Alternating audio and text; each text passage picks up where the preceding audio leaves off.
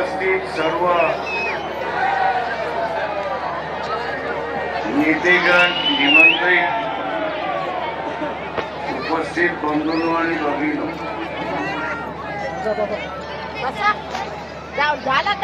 वेळेचा अभाव आहे याची मला कल्पना आहे.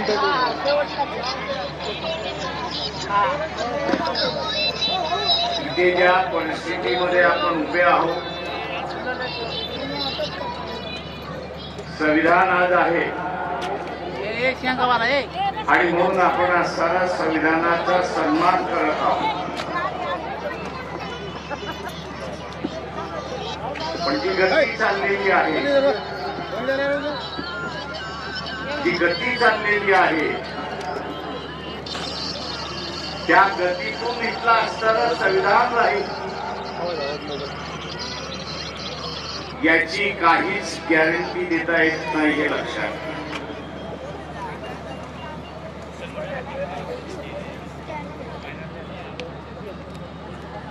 इथली काहीच गॅरंटी देता येत नाही.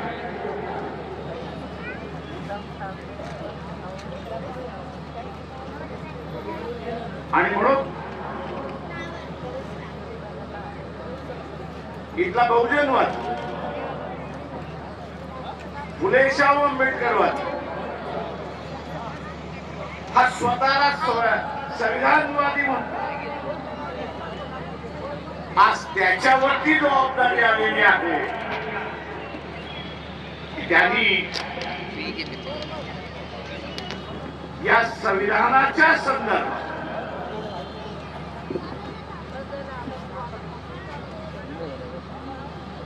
जी काही भूमिका या ठिकाणी बीजेपी RSS मांडते ती सर्वसामान्य माणसांपर्यंत घेऊन जाणं आणि काळाने टाकलेली जबाबदारी ही आपण ओळखली पाहिजे.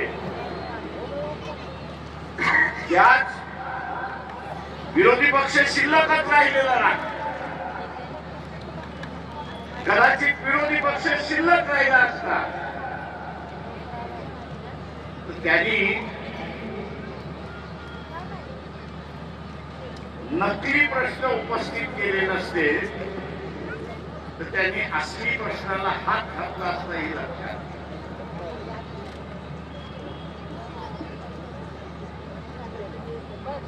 जो डोनाल्ड ट्रम्प तिकडनं ओरडतोय की पाकिस्तानने 7 विमानं पाडली आणि इथला विरोधी पक्ष आणि राजकीय पक्ष मोदीला विचारायला तयार नाही किंवा एक त्याला तरी उत्तर दे, नाही तर काय घडलं ते आम्हाला तरी सांग, पब्लिक करू नको.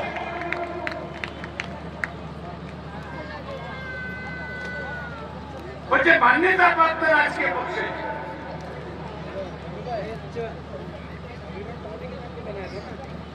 त्यांची तरी बैठक घेऊन सांग. धर्माचं राजकारण, आम्ही ज्या कुठल्या धर्माच्या विरोधात नाही, इथल्या कुठल्या जातीच्या विरोधात, पण जग हे अजूनही हिटलरशाहीला विरोध करतोय, हे आपण असावं लागतं. माझं मोहन भागवत यांना असणारा विचार,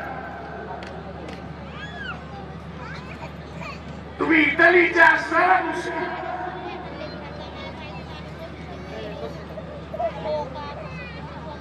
हिटलरला तुम्ही भेटून आलात की नाही, 30 साली हे असणारं सांगितलं. हे तुमचे आदर्श आहेत की नाही याचा असणार.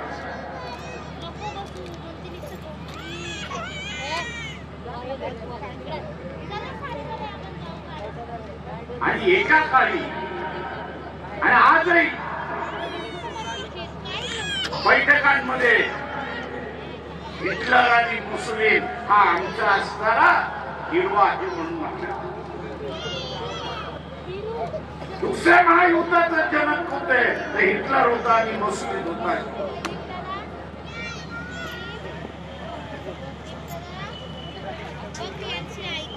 मोदीनो असं जगभर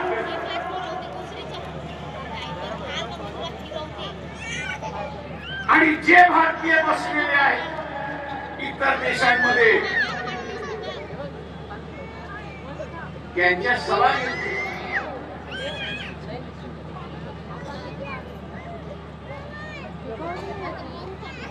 आपण पाहिलं असेल की अमेरिकेने सांगितलं आम्ही असणारा H1B1 विजा हा रद्द करतो आहोत.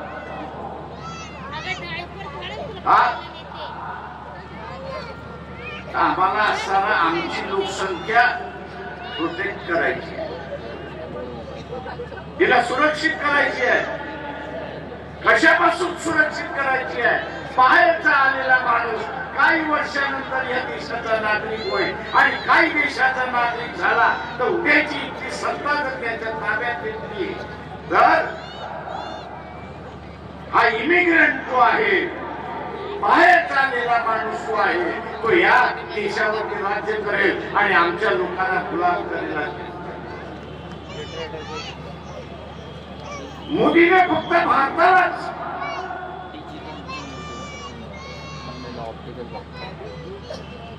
नुकसान पोचवलेलं नाही,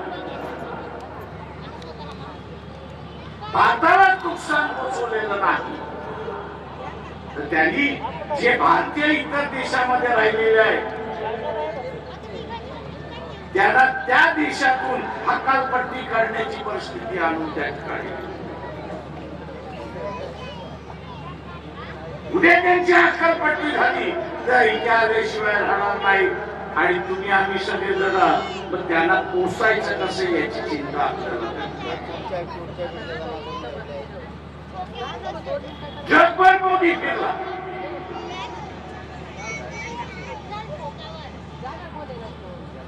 रशियाचं कच्चं तेल मोदी जगभर अंबानी मार्फत विकत राहिला, रिलायन्स मार्फत.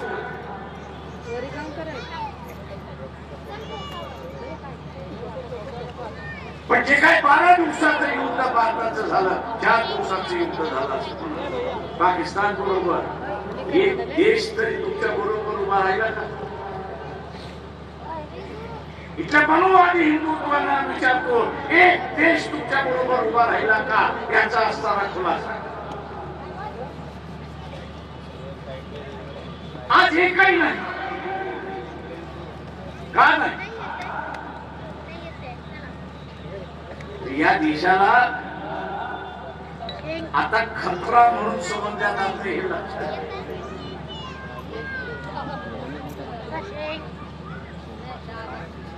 या देशाचे जे राजकारण करतात आहेत सत्तेमध्ये RSS BJP आहे, त्यांना असणारा जग आता खतरा म्हणून समजायला लागले.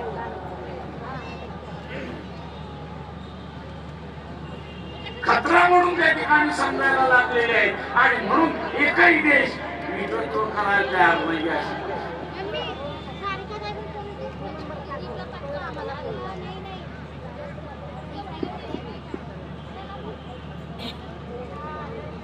जगभरात मित्र नाही अशी असणारी परिस्थिती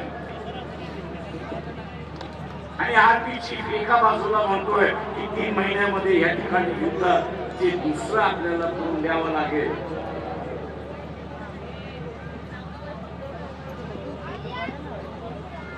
पाकिस्तानला मदत कोण करते? अमेरिका करते, इंग्लंड करते, फ्रान्स करते, जर्मनी करते, चायना करते आणि रशिया सुद्धा करते.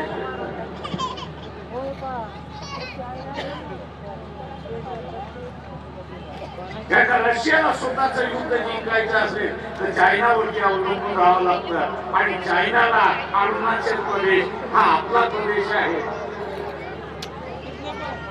सिद्ध करून घ्यायचे आणि ते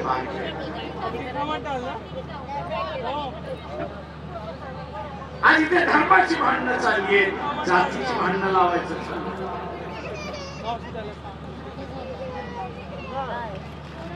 इथला मीडिया जो आहे तू ह्याची चर्चाच करायला तयार,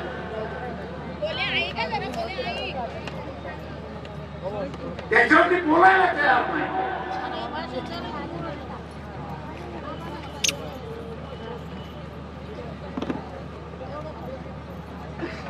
आणि दुसऱ्या बाजूला आपण असताना बघितलं या देशातले राजकीय पक्ष संपवण्याचा भाग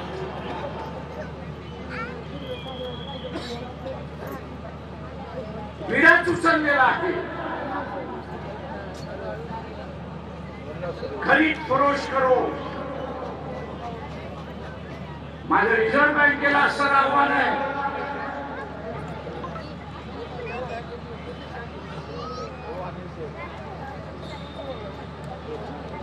की मोदींनी असताना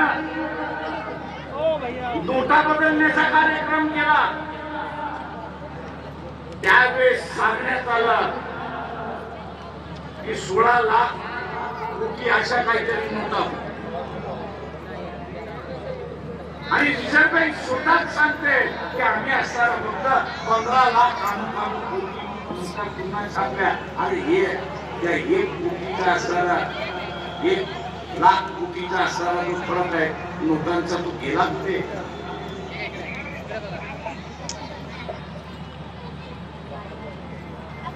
दुर्दैवाने मी म्हणेन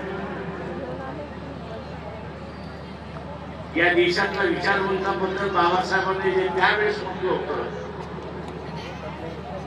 ते आज खरं व्हायला. तो म्हटला इथला इंटेलेक्च्युअल क्लास आहे, इथला विचारवंताचा वर्ग आहे. पण बाबासाहेब म्हणाले होते दुर्दैव आहे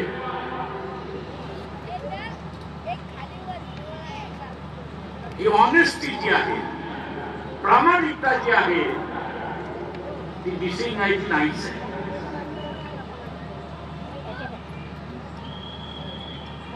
ती त्याच्या स्वतःशी सुद्धा इमानदार नाही.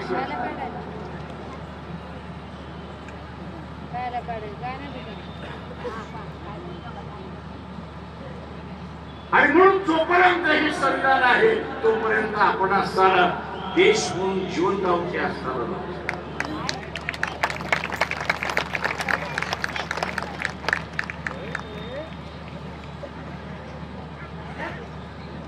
एका स्कॉटलंडच्या असणाऱ्या सभासदाचा असणारा पार्लमेंट मधल्या सभासदाचा असणारा उदाहरण देऊन बाबासाहेब की तुमची इच्छा असेल की आमच्यावरती राज्य करा.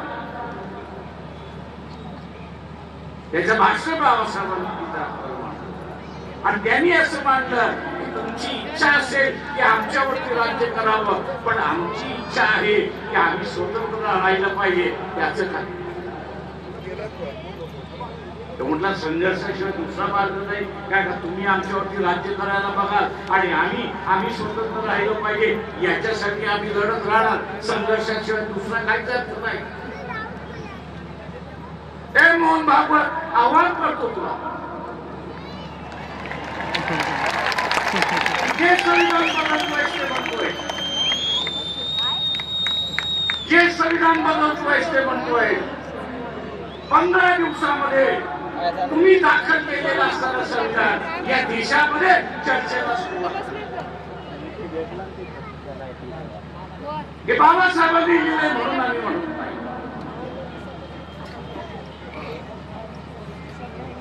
तुम्ही लिहिलेलं संविधान याच्यापेक्षा चांगलं असेल तर त्याची चर्चा होऊया. आम्ही फक्त असताना संविधान बदलणार एवढंच फक्त बोलायचं आणि इथलं वातावरण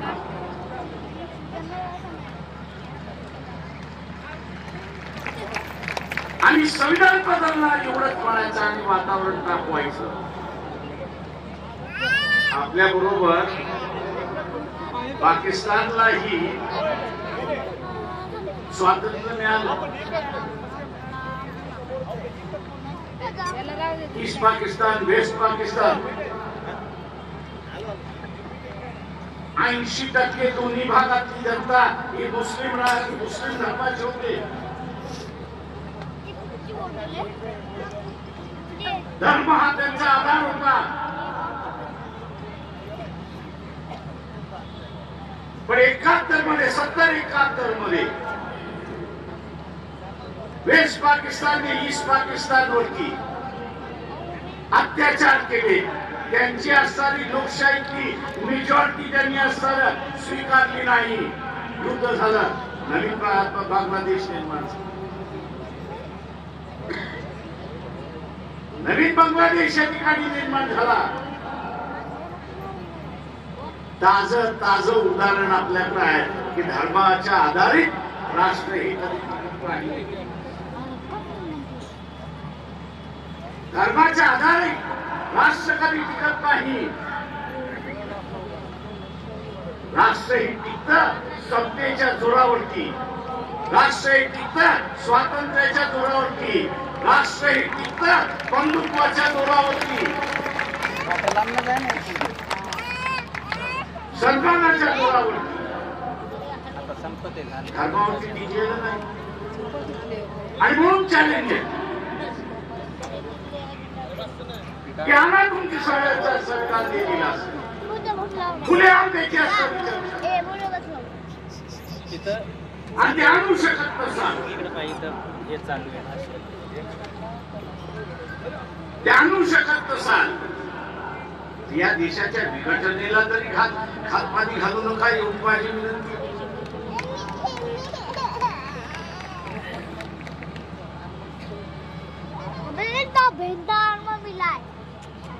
वैचारिक भांडण हे वैचारिक,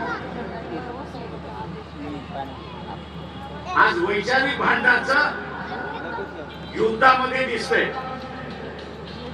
दोनदा युद्ध थांबवली.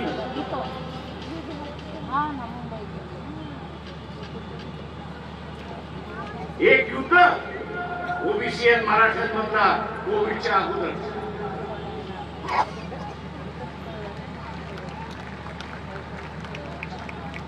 ओबीसी आणि मराठ्यांमधला कोविडच्या अगोदर.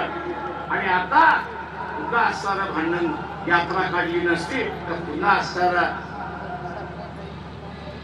दोघांनी एकमेकांची घरदार जाळली असते, संसार उद्ध्वस्त.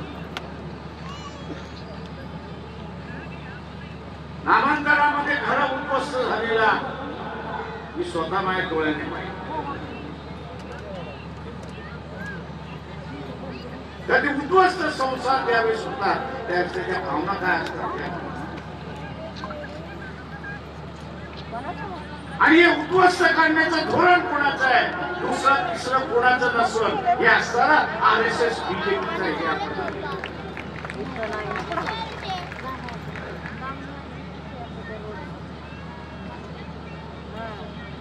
म्हणून आम्ही असताना इथं आव्हान करतोय.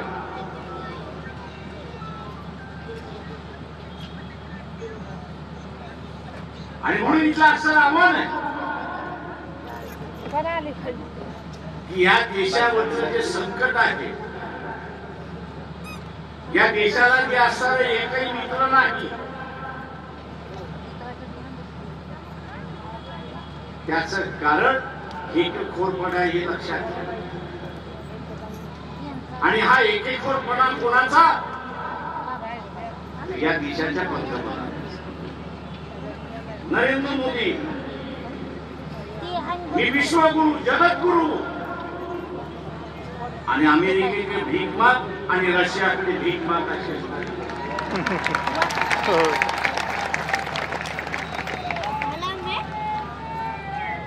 आणि ते मग म्हणतात ठीक आहे, इतर वेळेस तू हो जगद्गुरु, विश्वगुरु, युद्धाच्या वेळेस तू आमच्याकडेच येशील.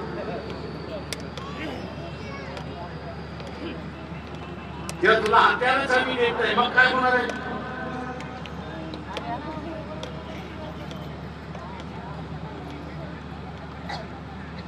इथल्या सगळ्या सनातनवाल्यांना विचारतो, उद्याचं युद्ध झालं आणि अमेरिका असेल, इंग्लंड असेल, फ्रान्स असेल, जर्मनी असेल, रशिया असेल, चायना असेल, हे जर पाकिस्तानला हत्यार देणार असेल तर तुम्ही टिकणार आहात का?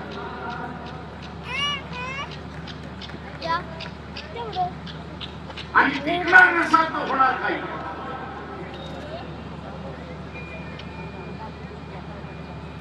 याची चर्चा या ठिकाणी केली जात नाही. ती म्हणजे भारत हा जगातला सगळ्यात मोठा मार्केट आहे, बाजारपेठ आहे. आणि या बाजारपेठेवरती सगळ्यांचा असणारा डोळा आहे.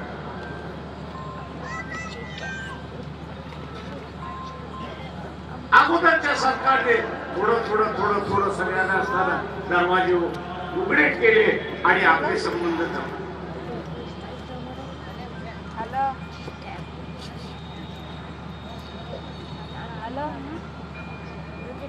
आत्ताच्या असणाऱ्या परिस्थितीमध्ये बाजारपेठ कोणाला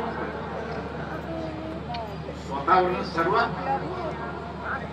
एखादी सोन्याची पेटी तुम्हाला पळवता आली तर तुम्ही पळवणार की न पळवणार?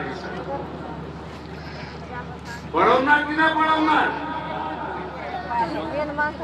म्हणजे तुमची वृत्ती आहे ती जगातल्या माणसाची झाली तर काय हरकत आहे? बाजारपेठ मिळवण्यासाठी काही काळाला त्या ठिकाणी तयार होती. काही जण दाऊद इब्राहिमचे साथीदार झाले, काही जण तिहारचे साथी झालेले आहेत, काही जण कोर्टाचे साथी झालेले आहेत. आणि मुली ह्या सगळ्यांना त्या कटपुतीच्या बावल्यासारखं नाचवतोय अशी असतात.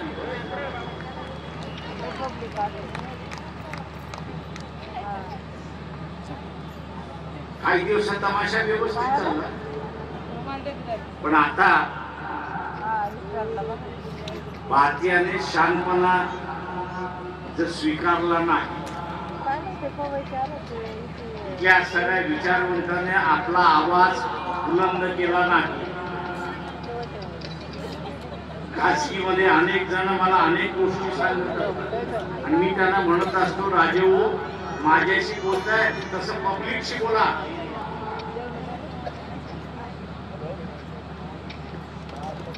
कसं काय प्रकाश पब्लिकशी बोलायचं? बसलेला आहे ना. कोण म्हटलं? नरेंद्र मोदी ते म्हणतात. म्हटलं नरेंद्र मोदी या देशाचा नोकर आहे हे पहिल्यांदा लक्षात. प्राईम मिनिस्टर तो जगासाठी भारताचा प्राईम मिनिस्टर आणि त्या मी म्हणतो, पण ह्या देशाच्या नागरिकासाठी तो एक नोकर आहे हे असणार. चौकीदार चौकीदार. सत्ता ही खऱ्या तुमच्या हातामध्ये.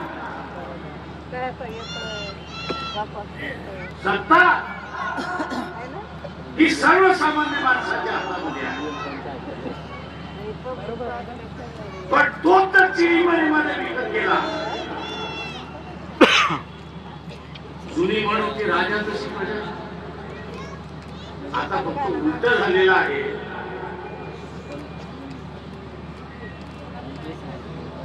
की प्रजा तशी राजा. आता ही म्हण उलटी झालेली आहे. प्रजा तशी राजा. प्रजा जर बेईमान असेल तर राज्यकर्ता कुठला असताना इमानदारीत राहणार.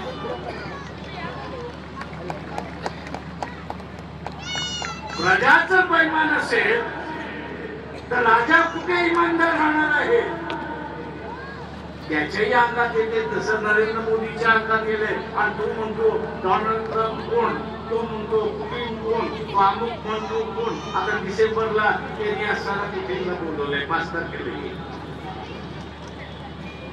आणि आम्हाला हे हत्यार दे, ती हत्यार दे, ती हत्यार दे असं रडत रडत.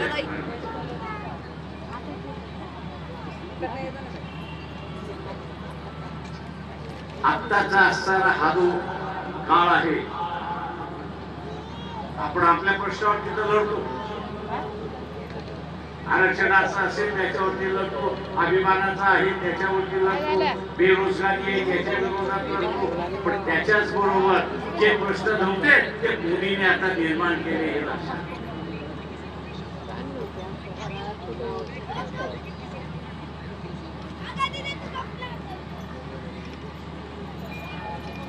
मोदीने निर्माण केले हे आपण असं पहिल्यांदा म्हणालो. या देशाच्या लोकशाहीने लोकांना प्रगती केलं की न केलं. आता ते म्हणतात की शिक्षण व्यवस्था खराब होती. अरे नालायकांनो, याच शिक्षण व्यवस्थेने तुम्ही अमेरिकेला पोचलात ना, याच डिग्री घेऊन तुम्ही पोचलात ना. आणि ज्या डिग्री घेऊन तुम्ही पोचलात त्यालाच तुम्ही आता असताना म्हणायला लागला की खराब आहे, आम्हाला असताना पुन्हा गोकुळ व्यवस्था नाही. ती आम्ही मान्य करून देवा ना.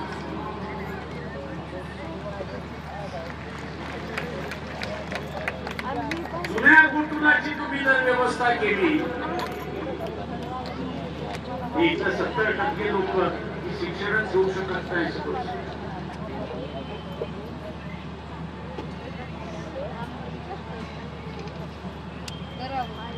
आणि म्हणून माझं आव्हान आहे आपल्या सगळ्यांना,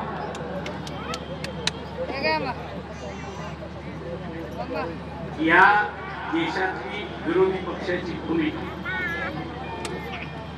या देशातली विरोधी पक्षाची भूमिका ही आता वंचित बहुजन आघाडीच्या खांद्यावरती आलेली आहे. पण मी म्हणालो तसं खांद्यावरती आलेली आहे. वंचित बहुजन आघाडीच्या मतदारावरती आलेली आहे.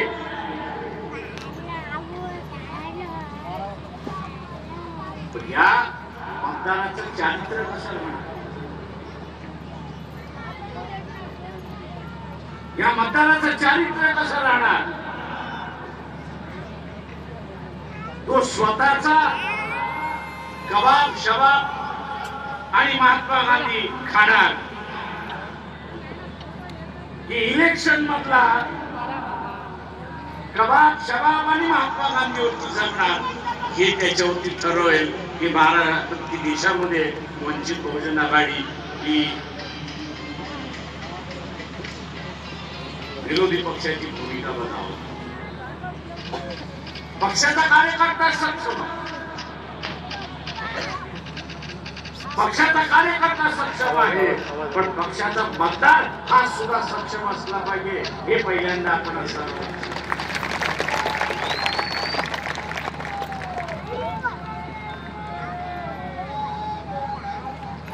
पक्षाचा मतदार हा सुद्धा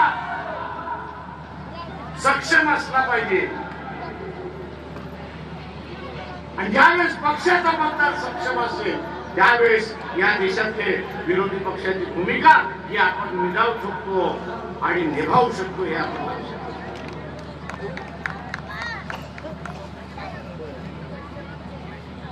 माझं आव्हान आहे आपल्या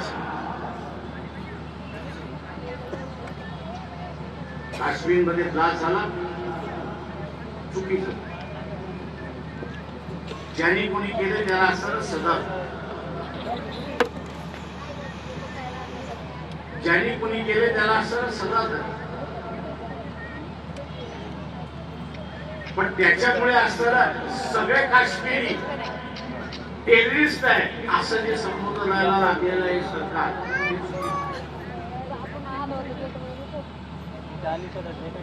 मी असताना विचारतोय,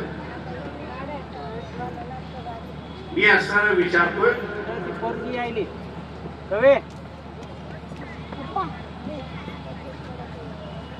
मालेगावचा ब्लास्ट,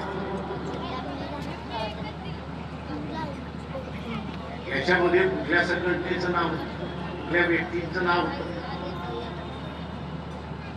म्हणजे व्यक्ती ज्या समाजाच्या होत्या तो अख्खा समाज तुम्ही असताना म्हणणार आहे की टेररिस्ट.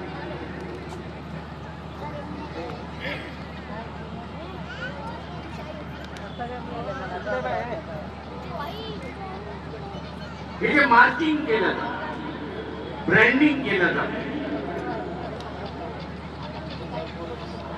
हे देशाच्या एकतेला सगळ्यात मोठा धोका आहे. राष्ट्रीय पक्ष संपले, एकच राहिलेले आहे भारतीय जनता पक्ष. उरलेले सगळे प्रादेशिक पक्ष,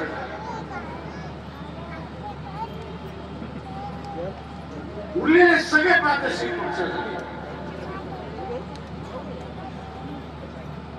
कदाचित उद्या येणाऱ्या काळामध्ये जे राष्ट्रीय पक्षांचं झालं ते या रिजनल पार्टीचं सुद्धा होईल. मग काय खुलं मैदान, जे पाहिजे ते करा. जे समाजामधलं असणारं युद्ध, जातीमधलं असणारं युद्ध, धर्मामधलं असणारं युद्ध या देशाच्या वाटचालीवरती आहे. आणि ही देण कुणाची आहे तर ही देण RSS BJPची आहे. आपण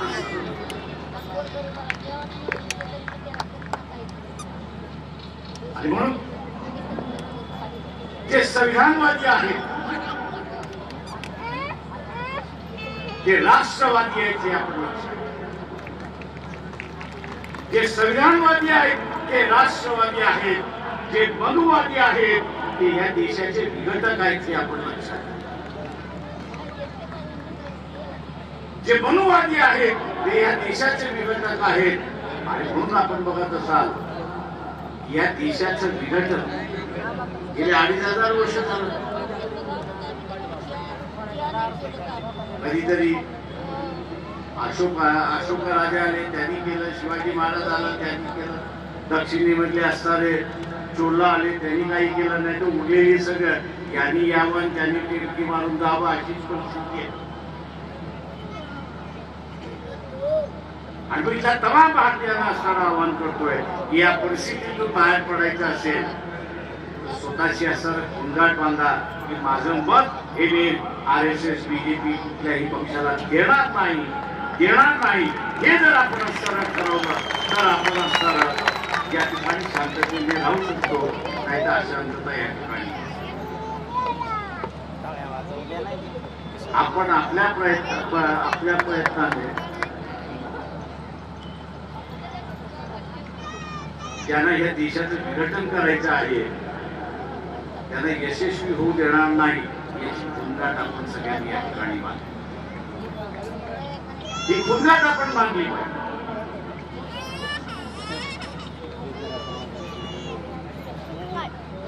RSS म्हणते की आम्ही असं ब्रिटिशांच्या अगोदर आलाच या देशाचं स्वातंत्र्य मिळालं, राज्यघटना आली. या राज्यघटनेमध्ये देण्यात आलं की कोणालाही संघटन स्थापन करण्याचा अधिकार आहे, पण तो करत असताना त्यांनी कुठल्या तरी असणाऱ्या नियमाखाली स्वतःला रजिस्टर करून घेतलं पाहिजे. आमचा सवाल आहे RSSला की तुम्ही स्वतःला रजिस्टर का करून घेतलं. साधं गणपतीचं मंडळ आणि उत्सव स्थापन करायचा असेल तर तिथली सगळी माणसं उठतात आणि चॅरिटी कमिशनच्या ऑफिसमध्ये जाऊन तिथला फॉर्म भरतात, टेम्पररी रजिस्ट्रेशन घेतात. कशासाठी तर सरकारने सांगितले की इथं असणारा उत्सव साजरा करायचा असेल तर तुम्हाला असणारा चॅरिटी कमिशन रजिस्टर झालं पाहिजे. जमावजा खर्च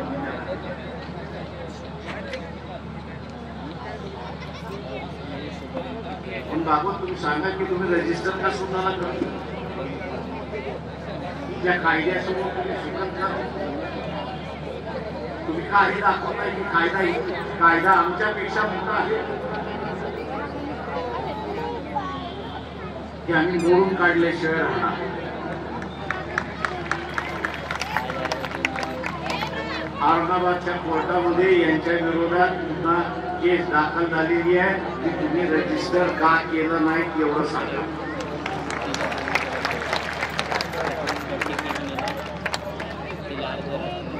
तुम्ही रजिस्टर करून घ्या, आमचं भांडण नाही. तुम्ही रजिस्टर केलं नाही तोपर्यंत आम्ही तुमच्याशी भांडणार.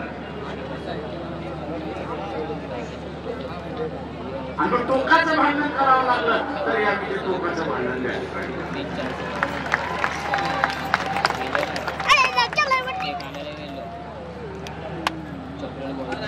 औरंगाबादच्या पोलिसांना असं मला घाबरत. त्या कमी त्यांना असं म्हटलं की याच्यामध्ये तुमची साक्षी मी घेणार की तुम्ही असणारा अन्न जी संघटना रजिस्टर्ड नाही त्याला पोलीस प्रोटेक्शन कसं दिलं तेवढं सांग. तुम्ही पोलीस प्रोटेक्शन कसं दिलं तेवढं? म्हणून माझं आव्हान आहे आपल्या सगळ्यांना, एक जबाबदारी आपल्याकडे येऊन पडलेली आहे आणि ती जबाबदारी पार पाडायची असेल तर आज जी उपस्थिती आपण आज शिवाजी पार्क मैदानामध्ये दाखवलेली आहे तीच उपस्थिती आपली जे इलेक्शन चाललेलं आहे त्याच्या मतपेटीमध्ये सुद्धा दिसलं पाहिजे हे लक्षात घ्या. सभेतून आपण एक सुरुवात केली पण तिला संपवायची असेल तर ती मतपेटीतून संपते हे असताना लक्षात घ्या. कारण मतपेटीतून असताना इथला राजा तयार होतो हे लक्षात घ्या आणि तो राजा इथला राज्य करतो आणि म्हणून मतपेटीतून सुद्धा आपलं मत बाहेर पडेल ही अपेक्षा बाळगतो आणि आपली रजा घेतो. जय भीम जय भारत.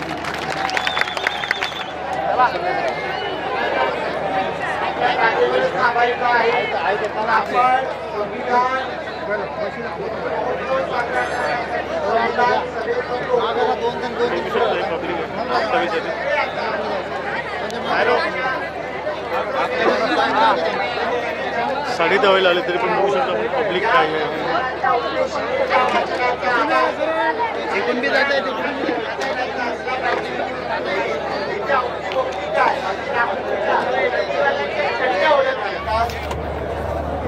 सामाजिक आर्थिक व राजनैतिक न्याय विचार अभिव्यक्ती विश्वास श्रद्धा व उपासना यांचे स्वातंत्र्य